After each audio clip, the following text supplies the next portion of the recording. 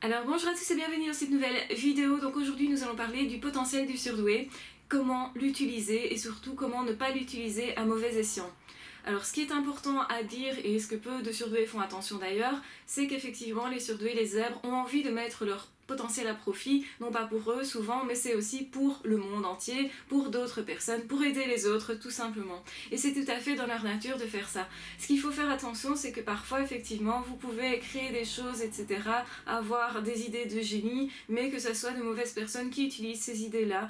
Et on a tout à fait le cas, par exemple, quand vous êtes en couple avec un pervers narcissique, ben forcément, ce pervers narcissique peut utiliser votre intelligence, vos potentiels, vos relations, pour accéder à certains postes, par exemple de pouvoir, et du coup faire du tort aux autres. Alors c'est pas nécessairement que le pervers narcissique va essayer d'avoir un diplôme, parfois ils font semblant d'en avoir un, vous le savez, ils trichent à tout niveau, et c'est vraiment à tout niveau. Donc c'est assez étonnant pour nous qui nous disons, bah, si je n'ai pas le diplôme, je vais pas faire ce truc-là, ce qui est assez logique, je vais pas postuler pour un truc pour lequel je n'ai pas le diplôme. Les pervers narcissiques ne fonctionnent pas comme ça, ils peuvent vous faire croire tout à fait qu'ils ont une formation qu'ils n'ont pas, qu'ils ont une intelligence d'ailleurs qu'ils n'ont pas aussi, qu'ils ont des connaissances qu'ils n'ont pas, ils font souvent ça. Effectivement, si vous vous y connaissez mieux dans ce domaine-là, eh bien, ils pourraient ne pas vous bluffer parce qu'effectivement, ils connaissent des choses parfois dans les grandes lignes, ils vont sortir des phrases bateau, utiliser des choses qu'ils ont apprises éventuellement dans des bouquins ou dans des films d'ailleurs,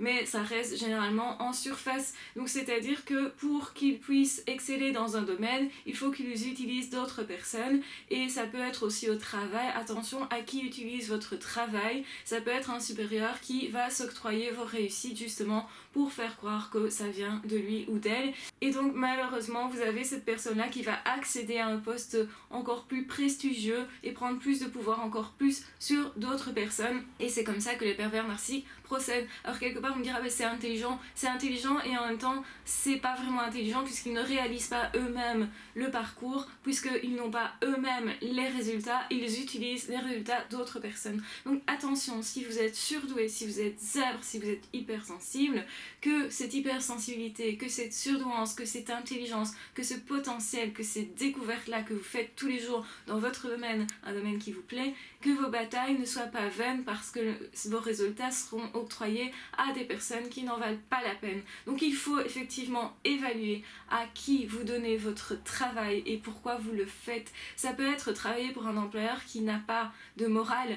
Si vous travaillez pour un employeur qui n'a pas de morale, est-ce que ça ne vous pose pas justement un problème moral que de faire ça? Est-ce que ce serait pas mieux justement de changer d'équipe, de changer de poste, ou même carrément de changer de société? Et beaucoup de personnes ne pensent pas qu'ils ont cette possibilité de changer d'employeur, de changer d'emploi, de changer de poste, parce que justement ils ont peur de ça. Et en fait généralement ce sont des croyances limitantes qui en fait qu'on ne cherche même pas un autre poste, qu'on ne regarde même pas quelles possibilités autres on pourrait avoir. Et c'est tout à fait dommage parce que je pense que vous avez beaucoup plus de possibilités justement et dans l'environnement, donc d'offres en fait potentielles que ce que vous croyez. Mais si vous croyez que vous n'en avez pas, vous n'allez pas les chercher, vous n'allez forcément pas les trouver. Donc en fait ce que l'on pense est ultra important. J'ai déjà parlé des croyances limitantes où effectivement si vous pensez que vous ne pouvez pas arriver à un certain résultat, vous n'y arriverez pas parce que vous ne cherchez pas à l'atteindre. Si vous pensez qu'il n'y a pas d'employeur honnête, vous n'allez pas les chercher. Si vous pensez qu'il n'y a pas une place pour vous dans laquelle vous pourriez être bien, si vous n'êtes pas convaincu de ça, ben vous n'allez pas la trouver. Je pense que c'est vraiment important de travailler aussi sur ce qu'on pense parce que c'est vraiment le premier truc qu'il faut faire pour trouver quelque chose qui nous correspond. Et je pense qu'il y a pas mal d'opportunités en réalité dans ce monde, mais peut-être que ce sont des opportunités décalées, que ce sont des opportunités qu'il faut aller chercher, que ce sont des opportunités auxquelles il faut s'accrocher. Et il faut du courage pour ça, il faut y croire en fait pour ça, il faut avoir des rêves pour ça. Et malheureusement, beaucoup de personnes abandonnent parce qu'ils n'ont pas le rêve ou parce qu'ils n'y croient pas ou parce qu'ils pensent que ce n'est pas possible. Si vous pensez qu'un truc n'est pas possible, vous ne le ferez pas tout simplement. C'est dommage.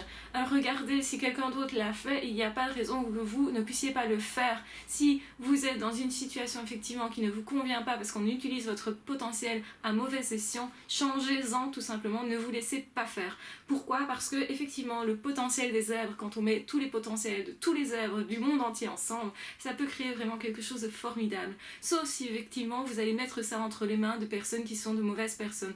Ce que j'entends par mauvaises personnes, c'est personnes qui n'ont pas de bonnes intentions, des personnes qui vont utiliser ça pour écraser d'autres personnes, pour s'octroyer votre travail, pour s'octroyer vos réussites. Donc faites attention effectivement quand vous avez une certaine intelligence, vous avez une certaine responsabilité, vous avez effectivement le choix de l'utiliser ou pas, de le masquer ou pas, et si vous l'utilisez, effectivement, essayez que ça soit le plus possible à bon escient, le plus possible que ça reste aussi entre vos mains, parce que vous êtes généralement une bonne personne si vous êtes zèbre. Ça veut dire que les zèbres, ils essayent d'aider les autres, ils essayent de faire grandir le monde, ils essayent d'apporter dans cette vie quelque chose qui va augmenter la qualité de vie des personnes de cette génération-ci et pour les générations futures. C'est intéressant de marquer le monde, mais de le marquer justement dans le bon sens du terme, d'en faire quelque chose de meilleur et pour tous éventuellement, ou même pour uniquement sa famille, ou même uniquement ses amis, etc.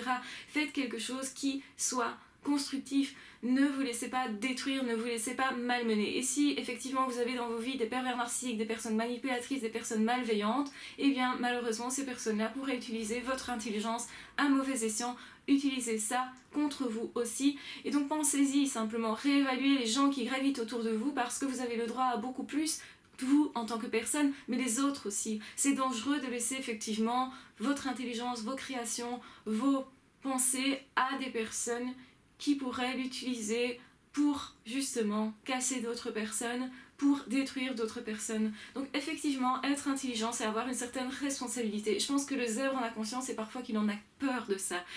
Mais le tout, c'est que vous avez des outils en main, vous avez le choix d'utiliser ou pas d'utiliser ces outils, et vous avez aussi le choix de donner ces outils-là en main à d'autres personnes.